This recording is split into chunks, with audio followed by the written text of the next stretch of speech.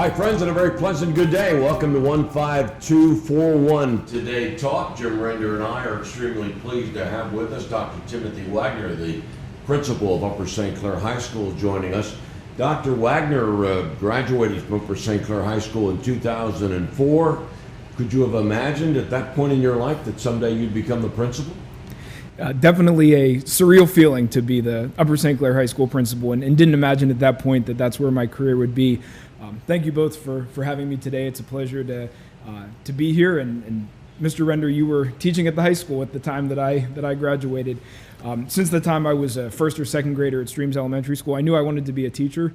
I knew education was for me. Teachers were my celebrities. These were the people that I looked up to, but certainly didn't imagine that high school principal would be where my career would take me. So you taught a lot of elementary school, and then you were in the gifted program from 7th through 12th grade. You indicated that's what you taught. At what point did it become clear to you that you'd be on a path to being a principal? Yeah, so I sought my administrative certifications early in my teaching career, but didn't feel the pull to leave the classroom for several years. I knew that someday I wanted to perhaps lead and have more responsibility within the school district, but I also knew that time spent in the classroom would really prepare me better than any certification or degree would. And so I continued teaching in different capacities throughout the school district. And at a certain point, things kind of just came together, and it seemed like the timing was right to step into an administrative role. When you were teaching, were there times that you said to yourself, I wish the principal would do these things now? And if so, is that what you've now put into your bag of tricks? So I am fortunate that my only teaching experience has been in Upper St. Clair, so I've worked with a lot of great administrators. There's certainly always things that I thought to myself, oh, it would be great if we could do this, or I want to integrate this way of thinking about something we were working on. More than anything, though, I think I called on my own childhood and how awesome principals were when I was growing up. Ted Barnett, Pat Dunkus, some of the people that were principals when I was a student, Terry Kushner. I wanted to make sure that future Upper St. Clair students had the same awesome experience that I had. And so it wasn't so much about what could I do differently than principals I had or principals that I saw, but how do I perpetuate and continue the good things that do happen in Upper St. Clair? I thought it was interesting that you and I have gone through this same process when I've seen former teachers of mine. I still call them Mr. As you just a few moments ago said, Mr. Render. I mean, you're the principal now. You could call him Jim, couldn't you? Could he call you Jim? I think he did back in high school. You didn't say any positive things about the physical education teachers. You only talked about administrators. You don't owe me any gym classes, by the way, do you? That's right. No, Well, let me go back just a second. Your dad was in law enforcement. You never had any thoughts or designs about following in those footsteps? He often jokes that he didn't want any of his children to follow in his footsteps in terms of law enforcement. He had a 29-year career and served as a trooper in the state police, and certainly, as his children, we're proud of him. But education is also in our family. His brother was a teacher, his older brother, and my Nana on my mom's side taught in different capacities, taught piano, these kinds of things. So we also saw in our family educators, as well as the state policeman who was my dad. I don't know why he couldn't have stopped me out on the highway instead of some of the guys that have. So let me ask you this. Is there anything, tell me this. What's your favorite things of doing as a high school principal? I mean, we all have things we like to deal with and things we don't like to deal with. So what motivates you to be there early in the morning? Yeah. So the best days for me are the days that I'm interacting with students, really working to integrate ways to be with the students as the high school principal more often. Obviously, their teachers see them every day. Their teachers know what's going on. But some of the influence that I'm able to have at a systems level, I want it to be informed by what students are saying, what students are feeling. So we set up focus groups that meet on a monthly basis. This was something that Terry Kushner did over donuts with students back in his tenure, and really wanted to continue some of those practices. So what gets me out of bed in the morning is the day where I see on my calendar I'm going to be meeting with 5 or 6 students, hearing about maybe a new class that they're taking that we've started to offer, get some feedback on that, bring that back to the teachers, and try to interact with students in a way that allows me to make changes that obviously benefit the school, but also within the school, the individual children. Do you have a least favorite thing you have to deal with? I suppose that's an easy question during this pandemic period. So just this morning we arrived to a international Google outage. And so I think, I'm a planner. I like when things follow a trajectory and a path. And so obviously as a leader, you have to be flexible. You have to act in the moment. But when the internet's down, when you walk in and you have 1,400 students and 100 teachers that are relying in this pandemic era on the internet, that's the kind of thing that it's the kind of adrenaline that isn't the positive type. Jim brought up your dad. What's some of the advice that your dad gave you in dealing with how to live your life? Yeah, that's a great question. So there's always sort of the core of it, an honesty and a desire to be kind to others. That's how I saw my dad living his life. And it is funny you mentioned, in terms of being pulled over on the side of the road. I don't see my dad as a stereotypical law enforcement person, and there are many people who don't fit that mold. He certainly isn't one. He has a gentleness to him, but also sort of a steadfastness around what he believes in and what his morals are. So I think that's a lot of the lessons learned. I also got to see my dad raising kids at different ages, both my mom and my dad. So my dad has older children who are now in their 50s. So when I was born, I had a 16-year-old brother. So I was quickly in a household that had teenagers, and my parents have adopted a little girl who's 7. So just seeing their interaction with their own children ages 7 to 50 really has given me insight into the importance of caring for other people and how to go about that at different points in people's lives. For those of you who don't know his dad is in our athletic department as an assistant athletic director, and he's been a coach and a strength coach of many sports. And you're right, your dad is a good guy, a very caring person, and I'm sure some of those interactions with him have influenced your life. Definitely. You were talking before about the focus groups. How do you send the message to young people that you talk to on a regular basis and say, there are certain things that we do want to hear from you, but there are certain things that you need to understand. We're the adults, and this is the way it needs to be. Yeah. So how I approach all of those interactions is everything's fair game. So if a student has a question about why something is, we're open to, as an administrative team, providing that rationale. So even if the end of the conversation means that we aren't able to enact a change that a student thinks really needs to be made, at least we provided the reason. And I think a lot of times coming to that end of a conversation leaves the student feeling heard, which is a primary goal. And then certainly many times we've talked to students and they've had an idea about what we could adjust or how something's going, and we're happy to run with that. But I think the time spent, the listening ear tends to, even if there isn't an actionable item at the end of the conversation, be just enough for the student. One of the questions that I still get, even in, the retired years, people ask me all the time, have kids changed from when I started coaching and so forth? So I'll flip that question to you. Do you think kids have changed since you were in high school? Yeah, I think, there are a lot of environmental factors that influence that. So obviously my years in high school weren't marked by any social media interaction. Email accounts and the internet were just kind of getting up and running at that point. I think from a developmental perspective, though, The stage of adolescence that our high schoolers are going through has always been marked by a desire for independence, sort of pushing parents away, that rebellious nature. And so even if the environment they're in is a little different, there's TikTok and Snapchat and Twitter, and we didn't have those things. Some of those things that transcend 15, 16, 17-year-olds, the desire for autonomy and independence, that's, I think, an ageless part of being a high schooler. Yeah. I don't think kids have changed as much as a lot of people think they've changed. I think kids still want leadership and they still want discipline. They might not tell you that, but they're looking for structure. Yep, absolutely.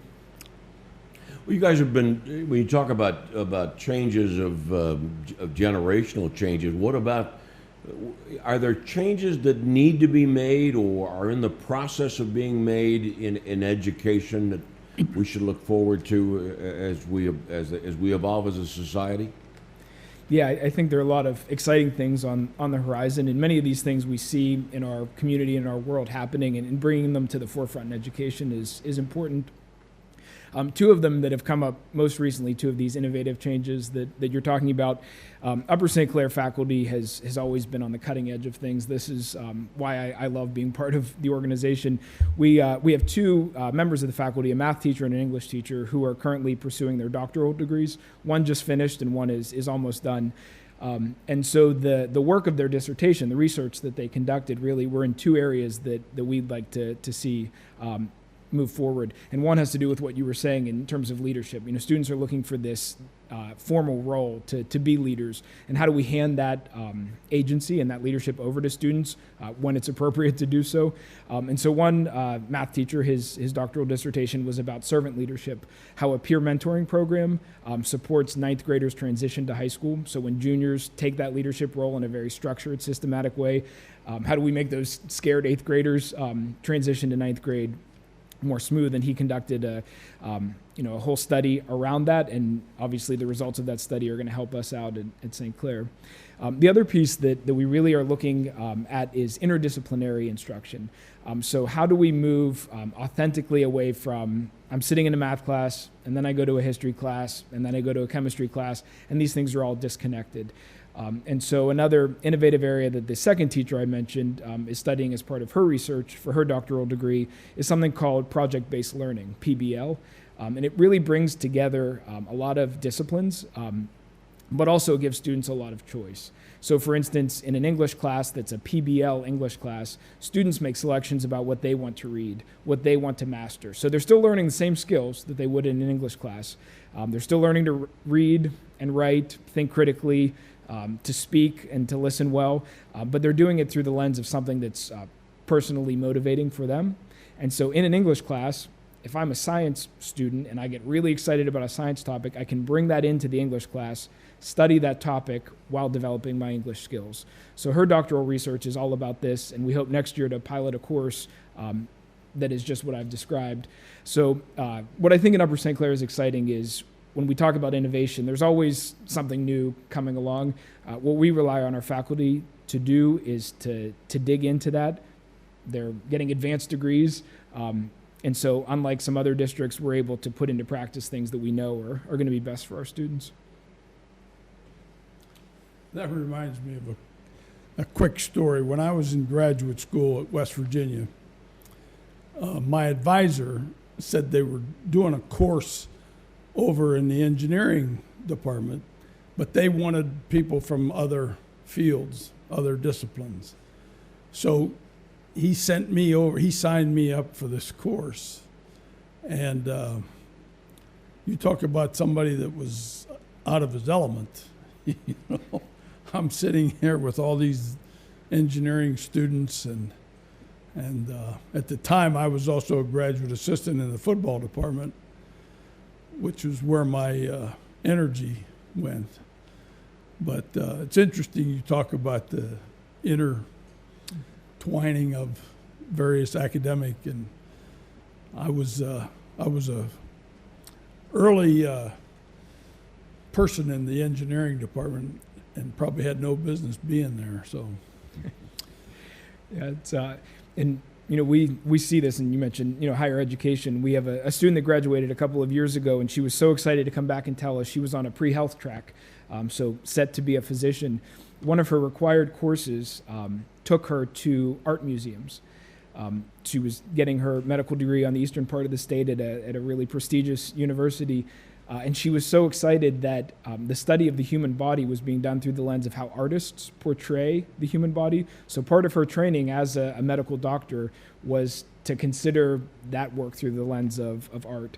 And so that story always sticks with me as one that sort of motivates. Not only does it enrich the experience when kids are in high school, but we know that we're preparing them for life after high school, and thinking across different disciplines and in different ways is really important.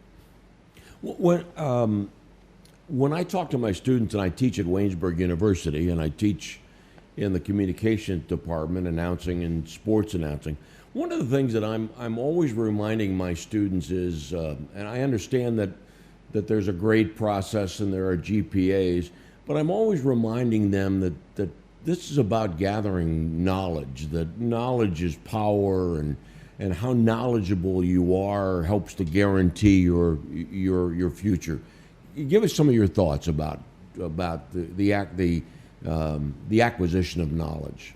Yeah, so I agree. There's a future out there where there are no grades, right? There are no GPAs, and those things kind of fade away, and students are just motivated by their own intrinsic desire, their intellectual curiosity, and that's something, obviously that we strive to motivate students with, rather than earning points to get a certain grade.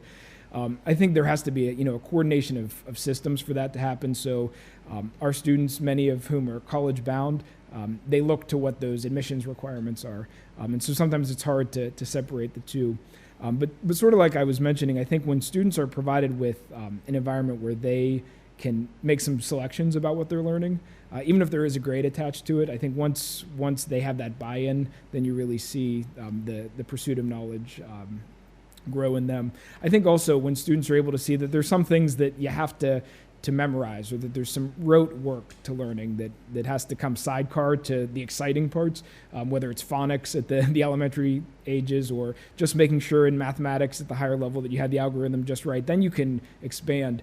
I think once students are able to see that the effort was worth it, that having that grit, that perseverance yielded something at the end, when they have that feeling, and also the feeling of failure. I think the acquisition of knowledge has a lot to do with recognizing that failure is okay, but then again, being around people that are able to say, okay, you failed, here's how to do it better, and let me pick you up and move you along. Knowledge acquisition is about excitement, and students really being motivated, but then also being okay with failure at the same time. You talking about memorization, I've always felt that's a valuable tool, particularly if we're going to be in a society that we want to share our knowledge with other people, and if our opinions are based on knowledge, the ability to memorize and be able to lock in on bits of information are vital to that.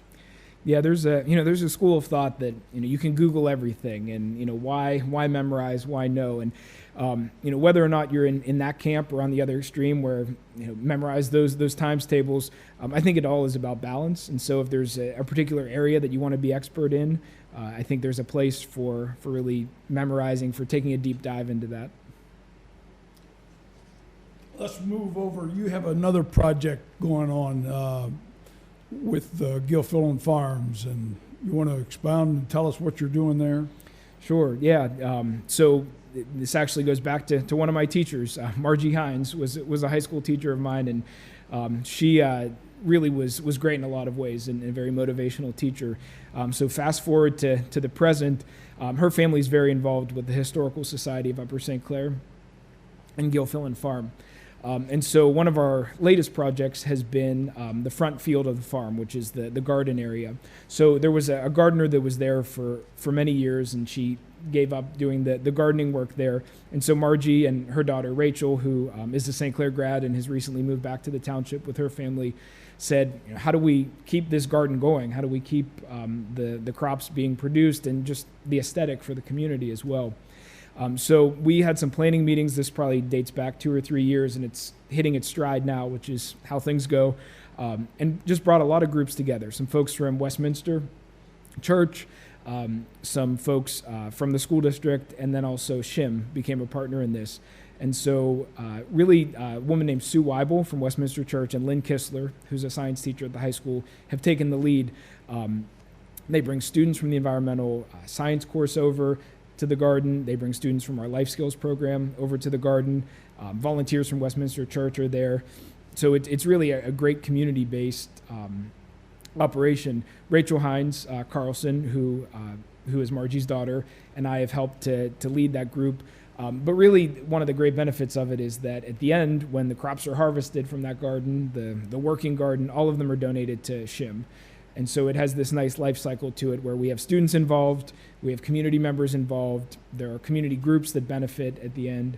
So it's really been a wonderful collaboration. And it's through the generosity of the Historical Society that we have sort of an all-access pass and have a key to the garden.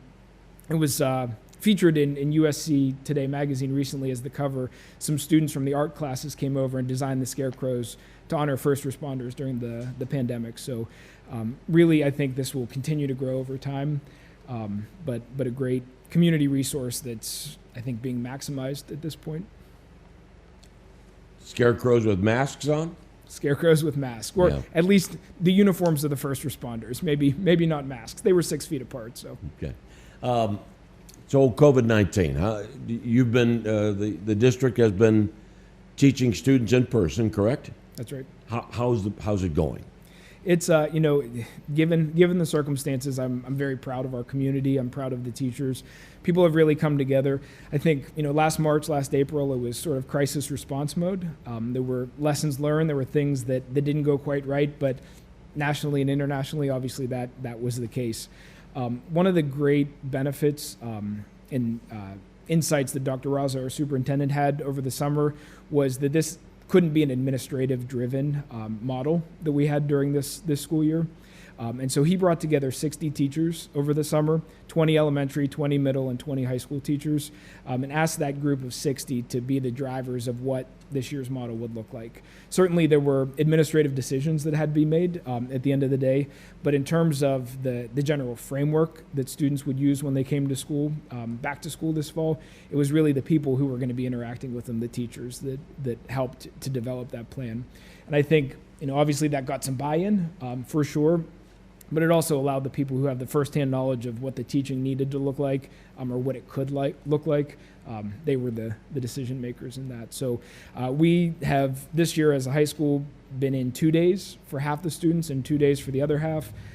We've had a couple of times where we've been fully remote. We had a couple of weeks where we were in 4 days. And so everything is changing based on obviously the conditions of the community and the nation. But I've found that our students and our parents have been resilient, been positive, and been with us each step of the way. So despite the negative implications of all of this on teaching and learning, I think we found a way to, if you can say thrive in this time, to thrive. Go ahead, Jim. I want to switch again a little bit. You're a young man, and you have risen to a pretty high post in our school district. So my question is, do you have aspirations of a superintendency or a college professor? Or tell me what you see yourself in 20 years. Yeah, that's a great question. Something that I've always tried to stay true to, and maybe back to the question of my mom and dad and sort of what they've instilled in me. At each step along my career, I have absolutely loved what I've been doing.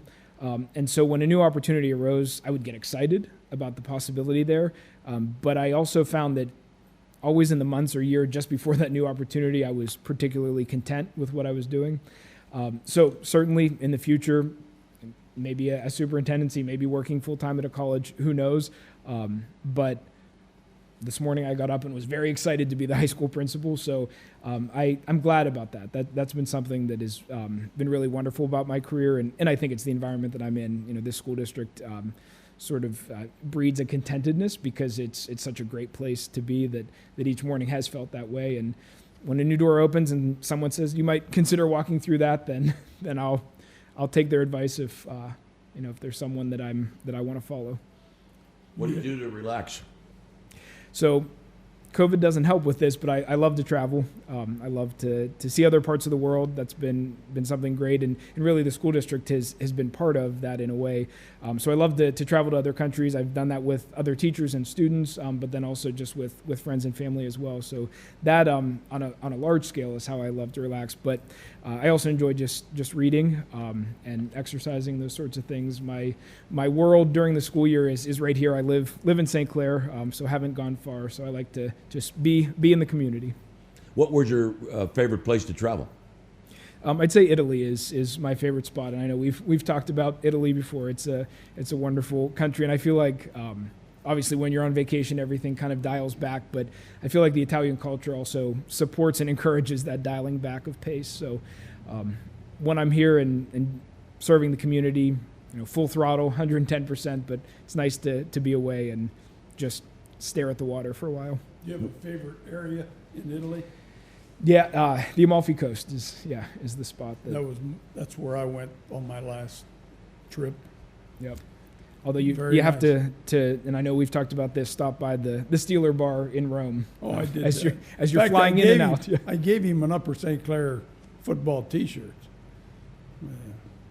I don't know if it's displayed or used to wipe the tables, but it's in Rome. You should travel with us, Lanny. Airplanes work pretty well. No. So, and when you travel, is there this obsession that I've got to learn about these places when I travel, or can you just go and So let it soak in? So you're onto something. I do have this. I have to learn something. I have to get a lesson out of this experience. So yes, when I travel, I always get signed up for at least one tour of something, just so that when I depart from wherever I am, I can say to myself, I've learned something. But I also, that is a time when I travel that I'm able to just disconnect and read for fun rather than read for work or something else. Yeah.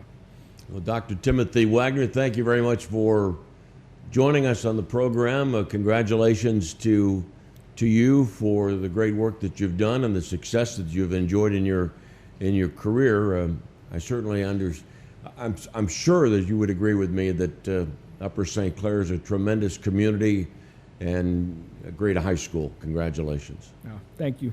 Thank you both. Thanks for coming in, Tim. Absolutely. It was a pleasure. Dr. Timothy Wagner, principal of Upper St. Clair High School, joining us on 15241 Today Talk. Our executive producer and director, Glenn Ward, and our coordinating producer, Linda Dunzinski. Thanks very much, folks, for joining us and for keep all those cards and letters coming. Thank you.